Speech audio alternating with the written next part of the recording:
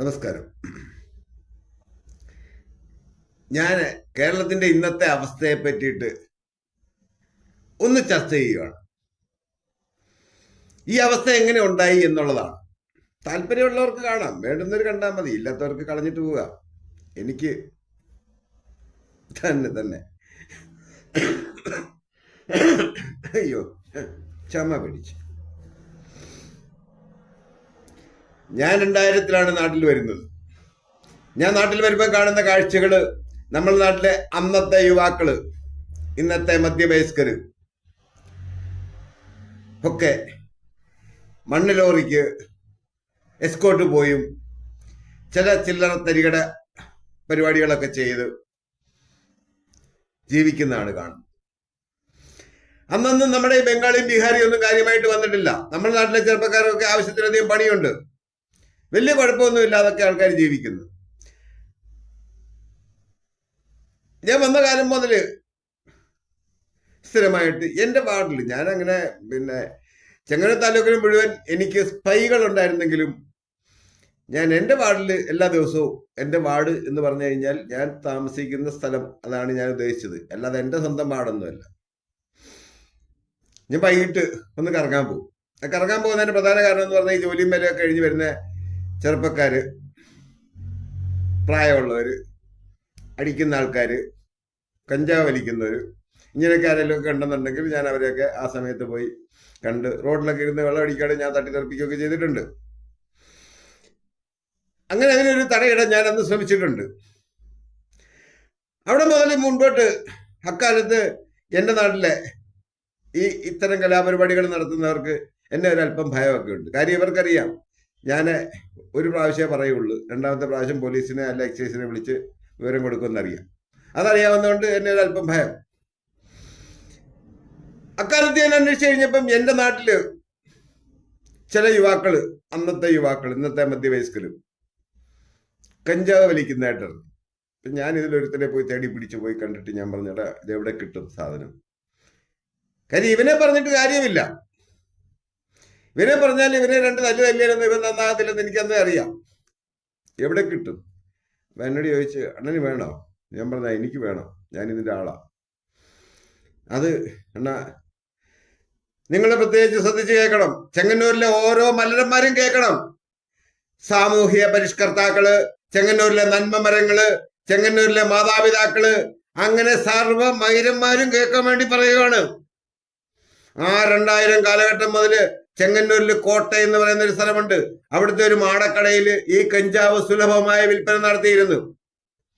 അതിന് ഉത്തരവാദികൾ അന്ന് മുതൽ ചെങ്ങന്നൂർ ഭരിച്ച പോലീസുകാര്, ഗവൺമെന്റ് സർവന്റ്, മുളക്കഴ പഞ്ചായത്തിന്റെ അധികാരി വർഗങ്ങള്, അങ്ങനെ സർവ്വ മലരന്മാർക്കും അതിനകത്ത് ഉത്തരവാദിത്തമുണ്ട്.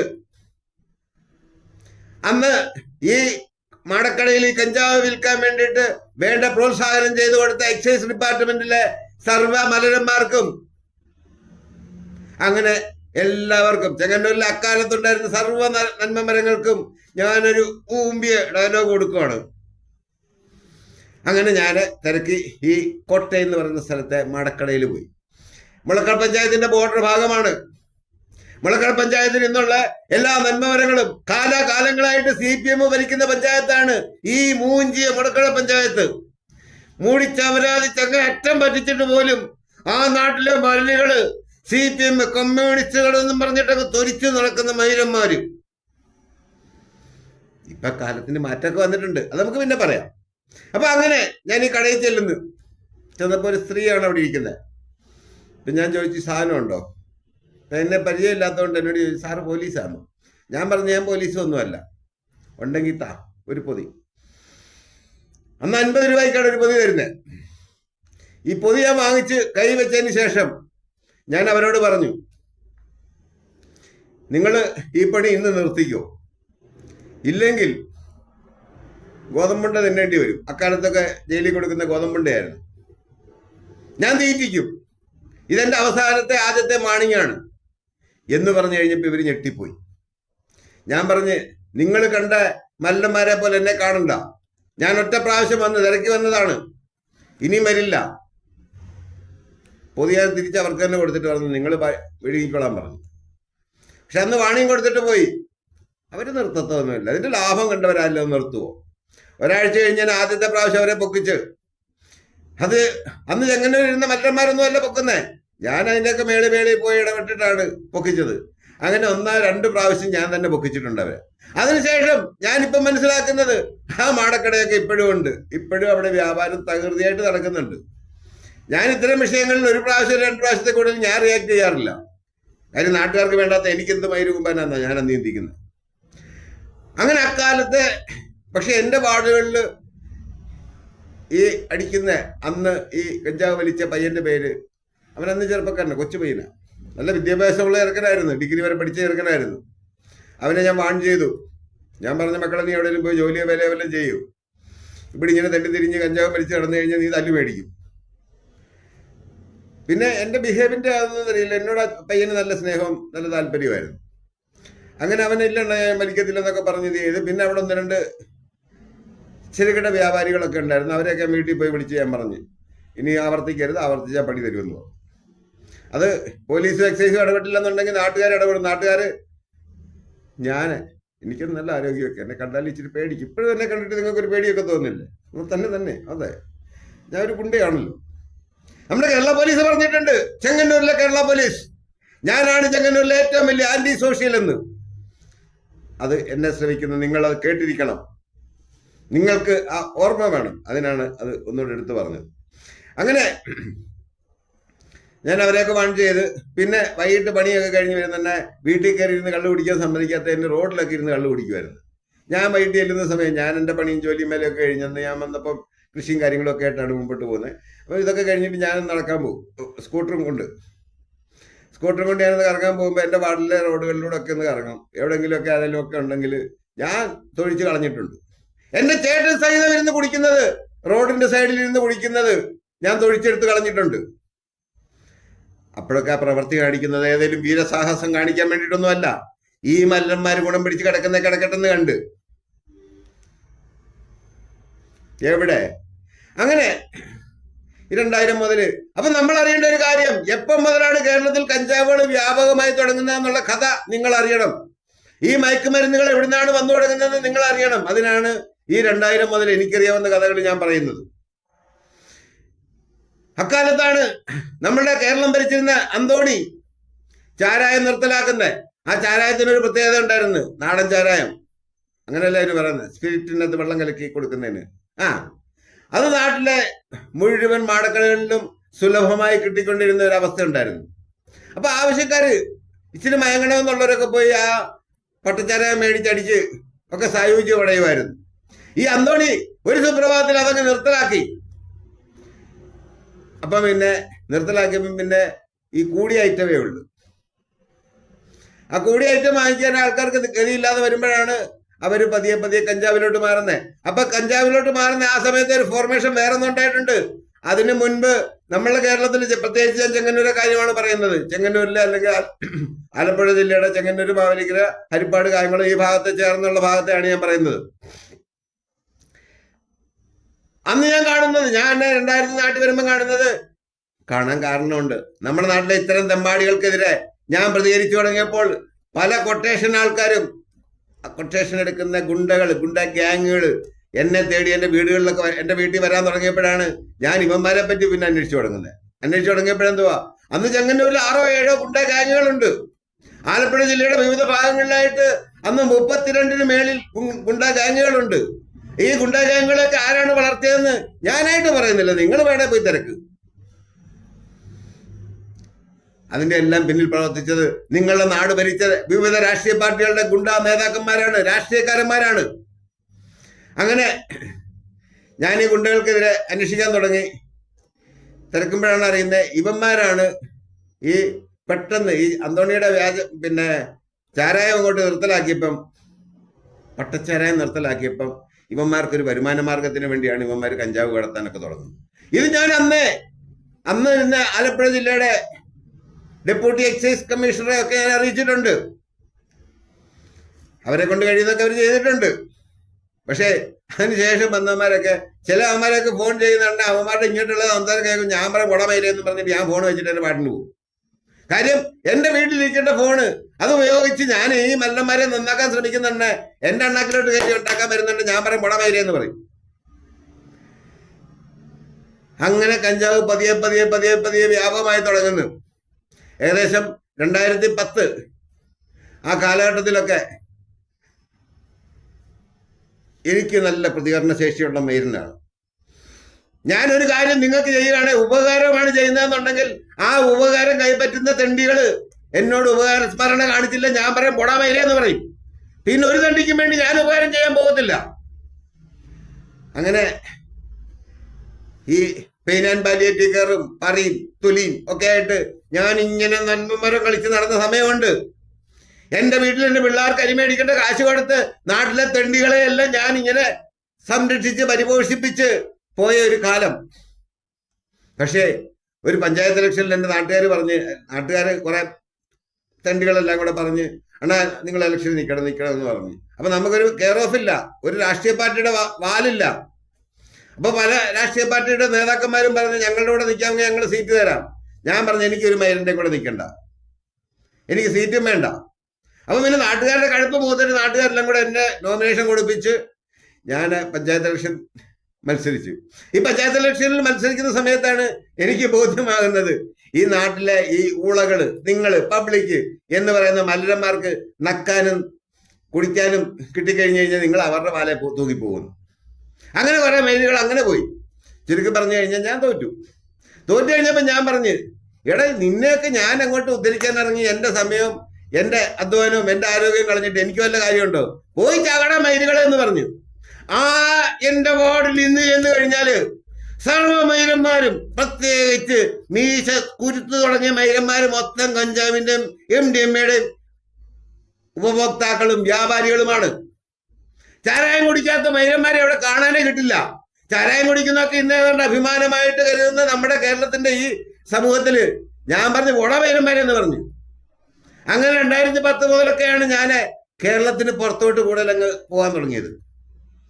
കാര്യം നീയൊന്നും ഗുണം പിടിക്കത്തില്ല, നിന്റെയൊക്കെ പുറകെ നടന്ന് എന്റെ ജീവിതം എന്തിനാ പാഴാക്കുന്ന എന്നുള്ള ചിന്തയിലാണ് ഞാൻ അന്ന് മുതൽ നിന്നെയൊക്കെ കണ്ടില്ല എന്ന് നടിച്ചു തുടങ്ങിയത്. പക്ഷേ ഈ കഞ്ചാവ് വ്യാപാരം തുടങ്ങിയ മല്ലന്മാര് കൂടുതൽ ലാഭം ഉണ്ടാക്കാൻ, ബിസിനസ് അല്ലേ, ലാഭം ഉണ്ടാകണമല്ലോ. അങ്ങനെ ഇതിന്റെ വിവിധ ഫോർമേഷനുകളിലോട്ട് മാറി ഇന്ന് ഞാൻ മുൻപ് പറഞ്ഞ ചെങ്ങന്നൂർ മലക്കര പഞ്ചായത്തിലെ കോട്ടയം എന്ന് പറയുന്ന സ്ഥലത്ത് ഇന്ന് കഞ്ചാവ് വിൽക്കുന്നുണ്ടോ ഇല്ലയോ എന്നൊന്നും എനിക്കറിയില്ല. എനിക്കത് തിരക്കേണ്ട കാര്യമില്ല. കാര്യം എന്റെ മക്കളാരും കഞ്ചാവ് മൂഞ്ചാൻ പോകുന്നില്ല. പിന്നെ നിന്റെ മക്കൾ പോകുന്നെങ്കിൽ നീ പോയി തിരക്കണം. അല്ലെങ്കിൽ നീയൊക്കെ തൊഴുത് ആദരിച്ചു പോകുന്ന നിന്റെ രാഷ്ട്രീയ നേതാക്കന്മാരെ പോയി തിരക്കണം. ഇല്ല, അവന്മാരെ കൊണ്ട് തിരക്കിക്കുന്നില്ല. നീയൊക്കെ അടിമകളായിട്ട് പോയി പണ്ടാരമടക്കുന്നതാണ് ഞാൻ പറയുന്നത്. ഇന്ന് കേരളത്തിന്റെ മുക്കും മൂലയും വ്യാപാര കേന്ദ്രങ്ങളായി മാറിയ ഈ MDMA-യും കഞ്ചാവും ഇത്ര സുലഭമായതിന്റെ മുഖ്യ കാരണക്കാരൻ ഞാൻ പറയുന്ന കേരളത്തിലെ ഓരോ പൗരനുമാണ്. അന്ന് ജീവിച്ചിരുന്നവരും അതിന് മുൻപ് ജീവിച്ചിരുന്നവരും അതിനുശേഷം ജനിച്ചവരും എല്ലാ മലരന്മാരും അതിന്റെ ഉത്തരവാദികളാണ്. ഞാനിപ്പോ അതിനൊരു വലിയ സാമ്പാറായിട്ടാണ് കാണുന്നത്. അത് ഓരോ മലരന്മാരും ഓരോ സിറ്റിസണും അതിന് വേണ്ട സാമ്പാറിന് കഷ്ണങ്ങൾ ഇട്ട് കൊടുത്ത് ഇന്ന് അത് തിളച്ച് മറിഞ്ഞ് നല്ല പാകപ്പെട്ട് കിടക്കുകയാണ്. ഇന്ന് മിണ്ടിയ മൈര നിന്റെ വീട്ടിൽ കയറി അവർ തല്ലും, നീ അനുഭവിക്കണം. അപ്പോഴും എന്റെ വീട്ടിലൊന്നും കയറി കുണയ്ക്കാൻ ആരും വരുത്തില്ല. അതെനിക്ക് നല്ല ധൈര്യമാണ്. അത് പല കാരണങ്ങൾ കൊണ്ടാണ്. എന്നിൽ നിന്ന് നേടിയിട്ടുള്ള ഗുണഫലങ്ങള് അവര് സ്മരിക്കും. എന്റെ മുമ്പിൽ പണ്ട് ഈ 2000 കാലത്തൊക്കെ നാട്ടിലെ മണ്ണെടുപ്പുകാർക്കെതിരെ ഞാൻ വ്യാപകമായിട്ട് പ്രതിഷേധിക്കുകയും നാട്ടിലെ ഗുണ്ടകൾക്കെതിരെ പ്രതിഷേധിക്കുകയും പിന്നെ പ്രതികരിക്കുകയും ചെയ്തപ്പോഴാണ് എന്നെ തേടി വന്ന ഗുണ്ടകള് ഒരൊറ്റ ഒരുത്തം പോലും തണ്ടലിലുള്ള ഒരു തായോളിയെ ഞാൻ കണ്ടിട്ടില്ല. എന്നെ കയറി തല്ലിട്ട് വരുന്നത് വഴിപാടും പറയും കൊണ്ടാ വരുന്നത്. ഈ വന്ന മൈരന്മാർക്കൊന്നും കയറി എന്നെ തല്ലാനുള്ള തന്നിടം വരാഞ്ഞത്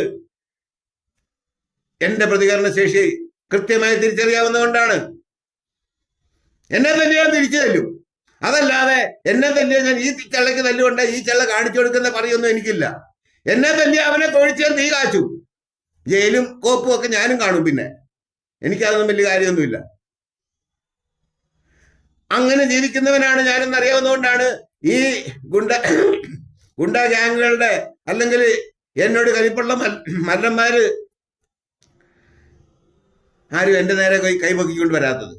ഇതുവരെ വന്നിട്ടില്ല. ഇനിയും വന്നാലും എൻ്റെ നേരെ ഒരുത്തം വന്നു കഴിഞ്ഞാൽ, ഇപ്പോഴൊക്കെ ഈ കഴിഞ്ഞ വർഷം കുറെ ഗ്യാങ്ങൊക്കെ ഗുണ്ടകളൊക്കെ വന്നായിരുന്നു എന്നെ തേടി. കൊട്ടേഷനായിരുന്നു, എന്നെ കൊല്ലാൻ വന്നു. ഈ വരുന്നവനുണ്ട്, ഞാൻ മുൻപൊരു വീഡിയോയിൽ പറഞ്ഞിട്ടുണ്ട്, ഞാൻ വരുന്നവന്റെ കണ്ണിലോട്ടാണ് ആദ്യം നോക്കുന്നത്. ഇവന് കണ്ണിൽ നോക്കുമ്പോൾ അറിയാം ഇവൻ എന്നെ വെട്ടാനുള്ള ധൈര്യമുണ്ടോന്ന്. പലരുടെ കണ്ണിലും അത് കാണാറില്ല. പിന്നെ ഈ വരുന്ന മല്ലന്മാരോട് തന്നെ ഞാൻ ചോദിക്കും കൊട്ടേഷനാണെന്ന്. ആ കൊട്ടേഷനാണെന്ന് പറയുന്നുണ്ട്, എന്താ കിട്ടിയെന്നാണ് ചോദിക്കുന്നത്. അപ്പൊ നക്കാപ്പിച്ചൊക്കെ പറയുന്നുണ്ട്, ഞാൻ പറയടാ മല്ലേ, എനിക്കൊരു മാസത്തെ പെൻഷൻ അതിൽ കൂടുതലുണ്ടല്ലോടാന്ന് പറയും. എന്നെ കൊന്നിട്ട് നീ വല്ല നേടുമെന്ന് ചോദിച്ചു. എന്തായാലും ഇതുവരെ ആരും കൊട്ടേഷൻ, ഒരുപാട് പേർക്ക് മോഹം കാണും എന്നെ, എൻ്റെ വ്യൂവേഴ്സിൽ തന്നെ ഒരുപാട് പേർക്ക് കാണും എന്നെ വീട്ടിൽ കയറി വീട്ടിൽ കൊല്ലണമെന്നൊക്കെ. അതിന് ഞാൻ പറയുന്ന സ്ഥിരം ഡയലോഗ്, മുണ്ട് പൊക്കിയിട്ട് ആ റോഡിൽ ഇരുന്ന് ഇറങ്ങിയാൽ മതി. കാര്യം നീ എന്നെ തല്ലിയോ ഞാൻ നിന്നെ തിരിച്ചു തല്ലും. എന്നെ ഒരു പോലീസുകാരൻ തല്ലിയോ ആ പോലീസുകാരനെ ഞാൻ തിരിച്ചു തല്ലും. എന്നെ ഒരു ഏമാൻ തെറി വിളിച്ചാൽ ഞാൻ അവനെ തിരിച്ചു തെറി വിളിക്കും. കാര്യം നിയമം എനിക്ക് മാത്രമല്ല ബാധകം, എല്ലാ അവന്മാർക്കും ബാധകമാണെന്നുള്ള ചിന്ത എനിക്കുള്ളവനാണ്. എന്നെ ഒരുത്തരം ഒളിഞ്ഞിരുന്ന് ആക്രമിച്ചാൽ ഞാനും അത് തന്നെ തിരിച്ചു ചെയ്യും. അല്ലാതെ ഞാൻ മഹാത്മാഗാന്ധിയുടെ പിന്മുറക്കാരനോ കോൺഗ്രസ്സുകാരനോ ഒന്നുമല്ല. കോൺഗ്രസ്സുകാരൊക്കെ ഇപ്പം അങ്ങനെയാണ് പറയുന്നത്, ഒരു ചെള്ളയ്ക്ക് അടിച്ചാൽ മറ്റേ ചെള്ള കാണിച്ചു കൊടുക്കണോ. എന്തായാലും വേണ്ടതില്ല, സന്തോഷമായില്ലേ കേരളത്തിലെ മല്ലന്മാർക്കെല്ലാം. ഓരോരുത്തരോടുമാണ് ഞാൻ ചോദിക്കുന്നത്. ചില മാന്യന്മാരും നന്മമരങ്ങളും ഒക്കെ പറയും, ഇതിനകത്ത് എനിക്ക് പങ്കൊന്നുമില്ല, ഞാൻ ഇതിനകത്തൊന്നും ചെയ്തിട്ടില്ല. നീയും ചെയ്തിട്ടുണ്ട്, നീ പ്രതികരിക്കാതെ അടിമയായിട്ടിരുന്നതാണ് നീ ചെയ്ത പ്രവൃത്തി. അതാണ് ഞാൻ പറയുന്നത്. ഇന്നത്തെ കേരളത്തിന്റെ ഈ അവസ്ഥയുടെ മുഖ്യ കാരണക്കാര് കേരളത്തിലെ ഓരോ സിറ്റിസണുമാണ്, ഓരോ പബ്ലിക്കുമാണ്. എല്ലാവന്മാരും അവരവരുടെ ഭാഗം കൃത്യമായി അഭിനയിച്ചത് കൊണ്ടാണ് ഇന്ന് അപരാധിച്ച് ഭണ്ഡാരമടങ്ങി നിന്റെയൊക്കെ എണ്ണാക്കി കിട്ടിക്ക് തുടങ്ങിയത്. അത് കിട്ടണം, അത് കിട്ടാൻ വേണ്ടിയാണ് ഞാൻ ഒരുപാട് കാലങ്ങൾക്ക് മുതൽ ഞാനിതെല്ലാം പറഞ്ഞിട്ടുള്ളതാണ്. എൻ്റെ ഫേസ്ബുക്കിന്റെ പഴയ ഒരു അക്കൗണ്ട് ഉണ്ട്, കിട്ടുമേ പോയി തപ്പി നോക്ക്. ഞാനത് ഡിലേറ്റ് ചെയ്ത് കളഞ്ഞു. കാര്യം എനിക്കെന്ത് കാര്യം നാട്ടുകാരുമായിട്ട് കുസ്തി പിടിക്കണ്ടേ. ആ അക്കൗണ്ടിലൂടെ ഞാൻ കൃത്യമായിട്ട് പറഞ്ഞുകൊണ്ടിരുന്നിട്ടുണ്ട് ഈ കാര്യങ്ങൾ മുഴുവൻ. അപ്പോൾ ഓരോ മല്ലന്മാര് പറഞ്ഞു, അയ്യോ ഇത് ഞങ്ങളെ ബാധിക്കത്തില്ല, ഇത് ഞങ്ങളെ ബാധിക്കത്തില്ല. പിന്നെ എന്ത് പറയാ നിന്നെയൊക്കെ ബാധിക്കുന്നേ? ഇപ്പൊ കേരളത്തില് ഈ മയക്കുമരുന്നിന്റെ ഗുണഭോക്താക്കള് അവരോട് എന്തെങ്കിലും മിണ്ടിയാല് അവൻ അന്നേരം പിച്ചാത്തി കയറ്റും. മോങ്ങുക, പട്ടി മോങ്ങുന്ന മാതിരി മോങ്ങുക മയിലുകളെല്ലാം. ഓരോ സിറ്റിസണും വായിൽ ഏതാണ്ട് തടഞ്ഞതാണ്. ഇന്നലെ ഒരു വീഡിയോ ഞാൻ കണ്ട്, ഒരു ന്യൂസ് നിങ്ങളൊക്കെ കണ്ടു കാണും. ഒരു തള്ള അവരുടെ മോനെ മയക്കുമരുന്നിന് അടിമയാണെന്നും മയക്കുമരുന്നിൽ പെട്ട് കുറെ കേസുകളിലെ പ്രതിയാണെന്നും തള്ളയെ കൊല്ലുമെന്നുള്ള ഭീഷണി ഉള്ളതുകൊണ്ട് അവനെ പിടിച്ച് പോലീസിനെ ഏൽപ്പിച്ചെന്നു. ഏതാണ്ട് മഹാകാര്യം ചെയ്ത മാതിരിയാണ് തള്ള പറയുന്നത്. അതിന്റെ അനുബന്ധമായിട്ടൊരു കഥയുണ്ടായിരുന്നു. ഞാൻ ഇന്ന് സത്യത്തിൽ ഇന്ന് ആ കഥ പറയാൻ, മാവിലയിലെ ഒരു കഥയാണ്. ആ കഥ പറയാനാണ് ഞാൻ ഇരുന്നത്. പിന്നെ രാത്രിയിൽ എൻ്റെ തലച്ചോറിൽ വന്ന ഭാവമാറ്റങ്ങളുടെ ഭാഗമാണ് ഇന്ന് ഈ കഥ നിങ്ങളുടെ നാട്ടിലോട്ട് തെളിത്തരുന്നത്. അങ്ങോട്ട് വിഴുങ്ങിക്കേട്ടെ, ബാക്കി ഞാൻ പിന്നെ തരാം. എല്ലാം കൂടെ ആയാൽ നിങ്ങൾ അങ്ങോട്ട് അനുഭവിക്കത്തില്ല. 2000 മുതൽ ഈ 2025 വരെയുള്ള 25 വർഷത്തെ കഥകൾ പറയാന് ഈ 15 മിനിറ്റോ 20 മിനിറ്റോ ഒന്നും പോരാ. മാസങ്ങൾ പറഞ്ഞാൽ തീരാത്ത മാതിരി കഥകൾ എൻ്റെ നെഞ്ചത്തിരിക്കുകയാണ്. ആ കടിപ്പ് നീയൊക്കെ അനുഭവിച്ച് തീർക്കണം. ഇതൊക്കെ കാണുന്നുണ്ട്.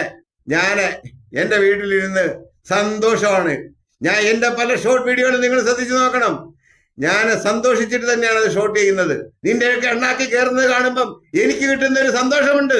നീയൊക്കെ ഇങ്ങനെ അടിമകളായിട്ട്.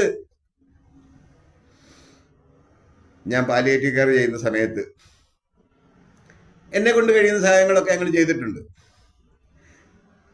അതിനുശേഷം അന്ന് എനിക്ക് ബോധ്യമായതാണ്, ഈ പാലിയേറ്റീവ് കെയറിന്റെ ഭാഗമായിട്ട് നമ്മളിൽ നിന്ന് ഗുണഫലങ്ങൾ വാങ്ങി നക്കുന്ന തെണ്ടികൾക്ക് നമ്മളോട് തിരിച്ചൊരു നന്ദി എന്ന് പറയുന്ന മൈരൊന്നും ഇല്ല. അവരപ്പ കാണുന്നവരെ അപ്പാന്ന് വിളിക്കും. നിങ്ങളോട് പറയാൻ, ഞാൻ എൻ്റെ ഈ തോളയിൽ തളർന്നു കിടന്നവരെയും അറമ്പറ്റി കിടന്നവരെയൊക്കെ ഞാൻ എൻ്റെ ഈ തോളയിൽ ഒറ്റയ്ക്ക് എടുത്തോട്ട് പോയിട്ടുണ്ട്. എടാ തായോളികളെ, നീയൊക്കെ ആരുടെ എൻ്റെ അമ്മായിയുടെ മക്കളായിരുന്നു, നിന്നൊക്കെ ഞാൻ തോളെ കയറ്റിക്കൊണ്ട് കുണയ്ക്കാൻ നടക്കാൻ. എന്നിട്ട് പോലും ചിലരൊക്കെ നന്ദി കാണിക്കാറുണ്ട്. എന്നാൽ ചില മല്ലന്മാരാണ് ഇപ്പൊ എന്നെ പിന്നെ ചെങ്ങന്നൂരിലൂടെ ഞാൻ അതിലേക്ക് യാത്ര ചെയ്യുന്നതിനെ കണ്ടു കഴിഞ്ഞാൽ ഓരോരുത്തന്മാരുടെയൊക്കെ ഒരു ഭാവം കാണണം. ഞാൻ അവന്റെ എന്തോ പിടുക്കിയെത്തിയ മാതിരിയാണ് ഇപ്പൊ എന്നോട് അഭിനയിക്കുന്നത്. ഒരു ചെറുകഥയോടെ പറഞ്ഞിട്ട് തുടങ്ങാം. ഞാനൊരു ദിവസം എന്റെ വീട്ടിലിരിക്കുന്ന സമയത്ത് അക്കാലത്തെ ഈ പാലിയേറ്റീവ് കെയറിന്റെ ആലപ്പുഴ ജില്ലയുടെ ചാർജ് ഉണ്ടായിരുന്ന ഒരു ഡോക്ടർ സൈറു ഫിലിപ്പ് എന്നുണ്ട് പറയും. അവർ മെഡിക്കൽ കോളേജിലെ ഒരു ഡോക്ടറാണ് ആയിരുന്നു. ഇപ്പം പെൻഷനൊക്കെ ആയി കാണുമായിരിക്കും, എനിക്കറിയില്ല. ഇവരെന്നെ വിളിച്ചിട്ട് പറയുന്നു, സാറേ അവിടെ നിങ്ങളുടെ മുളക്കട പഞ്ചായത്തിൽ ഒരു പേഷ്യന്റ് കുറെ കാലമായിട്ട് കിടപ്പരോഗിയാണ്, ഒന്ന് പോയി കാണണം. ഞാൻ പറഞ്ഞു മുളക്കട പഞ്ചായത്ത് എൻ്റെ പഞ്ചായത്തൊന്നും അല്ല, വേറെ പഞ്ചായത്താണ്, താലൂക്കിലാണ്, എൻ്റെ അടുത്ത് തന്നെയാണ്. അങ്ങനെ ഞാൻ ഈ ആളിനെ തിരക്കി, ഞാൻ കേട്ടിട്ട് പോലും ഇല്ലാത്ത ആളാണ്, തിരക്ക്. ഞാൻ അവിടെ ചെല്ലുമ്പം കാണുന്നത് ഈ അറം പറ്റി കിടക്കുന്ന ഈ തന്തയുടെ മക്കള് 3 പേര് ഗവൺമെന്റ് ഹോസ്പിറ്റലിലെ നേഴ്സന്മാരാണ്, ആണും പെണ്ണും എല്ലാം ഉണ്ട്. അവരുടെ മരുമക്കള് നേഴ്സന്മാരാണ്, മക്കളൊക്കെ ഗൾഫിലാണ്, കാലിൻ്റെ ഇടയിലാണ്, അത്യാവശ്യം സാമ്പത്തികമൊക്കെ ഉള്ള മൈലന്മാര് തന്നെയാണ്. പക്ഷേ ഞാൻ ചെന്ന് കാണുമ്പോ ഇയാളുടെ തൊടയുടെ മാംസമുള്ള ഭാഗം ഇല്ലയോ, അതിനെന്താ പറയുന്നത്, ചന്തി. ഈ ചന്തിയുടെ ഭാഗമൊക്കെ തിരിച്ചു കിടത്തി നോക്കി ഉടനെ മൊത്തം ആ കാണുമ്പോ അറിയാം പുഴു ഇരുന്ന് ചരയ്ക്കുക. എന്റെ കയ്യിൽ ഒരു ഗ്ലൗസ് പോലും ഇല്ലാതെ, പ്രീക്വേഷനുള്ള യാതൊരു മരുന്നുകളും ഇല്ലാതെ, സാധാരണ ഈ പുഴുവിനെയൊക്കെ വാരിയെടുക്കുന്നതിനൊക്കെ വേറെ മരുന്നുകളുണ്ട്, അതൊക്കെ കൊടുത്തു കഴിഞ്ഞാൽ പുഴു തന്നെ വെളിച്ചാടും. ഇതൊന്നുമില്ലാതെ ഞാൻ എൻ്റെ കൈയിട്ട് നോക്കിയപ്പോൾ പുഴുവാണ് വരുന്നത്. എന്നിട്ട് ഞാൻ ഈ നഴ്സിംഗ് സ്റ്റാഫുകളോട്, നഴ്സിംഗ് ഉദ്യോഗസ്ഥരോട്, സർക്കാർ ഉദ്യോഗസ്ഥരോട് ഞാൻ പറഞ്ഞു, നിങ്ങൾ പോയി ഇന്ന സാധനങ്ങൾ മേടിച്ചുകൊണ്ട് വാ, അതൊക്കെ പോയി കടയിൽ മേടിച്ചുകൊണ്ട് വന്ന് ഞാൻ അയാളെ ചാകുന്നിടം വരെ നോക്കി. എല്ലാ ദിവസവും ഞാൻ 2 നേരം പോകും ഇയാളെ കാണാനും പരിഹരിക്കാനും. അന്ന് അയാളുടെ ഭാര്യ എന്നെ അന്നൊക്കെ കാണുന്നുണ്ട്, പിന്നെ ഒത്തിരി കാലമായിട്ട് അവരെ കാണാറില്ല. അവരൊരു നന്ദി സൂചകമായിട്ടൊരു ചിരിയൊക്കെ ചിരിക്കുമായിരുന്നു. പക്ഷെ അവരുടെ ഒരു മോനുണ്ട്, ഒരു മലയാളൻ, ഒരു കമ്മ്യൂണിസ്റ്റ് പറയൻ, ആ പൂറൻ ഇന്ന് ഞങ്ങളുടെ ജംഗ്ഷനിൽ കിടന്ന് ഓട്ടോ ഓടിക്കുന്നുണ്ട്. ഇപ്പൊ ഉണ്ടോന്ന് അറിയത്തില്ല, കുറച്ചു കാലം മുമ്പുണ്ടായിരുന്നു. അപ്പൊ ഞാനെന്ന് പറയുന്ന അത്തപ്പാടി, ഞാൻ പലപ്പോഴും എൻ്റെ വണ്ടി വീട്ടിലിട്ടിട്ട് ഞാൻ ബസ്സിനൊക്കെ കയറിയാണ് പോകുന്നത്. ഞാൻ അങ്ങനെ ഈ ബസ് സ്റ്റോപ്പിൽ വന്ന് ഇറങ്ങുന്ന സമയത്ത് ഈ താരവളി അവിടെ സ്റ്റിയറിംഗെ കയ്യും വെച്ചുകൊണ്ട് അവിടെ ഇരിക്കാറുണ്ട്. എന്നെ കാണുന്നുണ്ട്, അവൻ എന്നെ ഒന്ന് നോക്കത്ത പോലുമില്ല. കാര്യം അവൻ അത്രയ്ക്ക് പുജ്ഞമായി. അവന്റെ തന്ത പണ്ടവരോട് കിടന്ന സമയത്ത് പുഴു വരാൻ പോയ ഞാന് എന്നോട് പ്രതികരിക്കുന്ന, ആ താരവളി പ്രതികരിക്കുന്ന രീതിയാണ് ഞാൻ ഈ പറഞ്ഞത്. ആ കമ്മ്യൂണിസ്റ്റുകാരൻ പറയന്, ആ പൂരന് എന്നോട് അങ്ങനെ പ്രതികരിക്കാനുള്ള ധാർഷ്ട്യമുണ്ടായത് എന്താണ്? ഞാൻ കമ്മ്യൂണിസ്റ്റുകാർക്കെതിരെ പ്രതികരിക്കുന്നതുകൊണ്ടാണ്. കാര്യം ആ തായവളിക്ക് അവന്റെ തന്ത ചാകാൻ കിടന്നപ്പോ ഞാൻ ചെയ്ത ഉപകാരങ്ങളെ കാട്ടി കാര്യം അവന്റെ കമ്മ്യൂണിസമാണ്. കമ്മ്യൂണിസ്റ്റുകാർ അവിടെ ഉള്ളവരെല്ലാം കൂടെ പൂജിച്ച് വായി കൊടുത്തത് വേറൊരു സത്യം. ഇവരെ പിടിച്ചവിടെ സ്ഥാനാർത്ഥിയാക്കി കഴിഞ്ഞാൽ നാട്ടുകാരൊക്കെ തിരിഞ്ഞ്, അവിടുത്തെ ഈ പെറ്റ് കിടന്ന കമ്മ്യൂണിസ്റ്റുകാരെല്ലാം തിരിഞ്ഞിട്ട് BJPയുടെ സ്ഥാനാർത്ഥി നിന്ന് അവർക്ക് വോട്ട് കൊടുത്തേ, ഊമ്പിക്കൊള്ളാൻ പറഞ്ഞു. അങ്ങനെ ഊമ്പിപ്പോയി, അത് വേറൊരു സത്യം. എന്നെ കൊണ്ട് കൂടുതൽ പറയിപ്പിക്കാതിരിക്കുന്നതാണ് ഓരോ തായോളികൾക്കും നല്ലത്.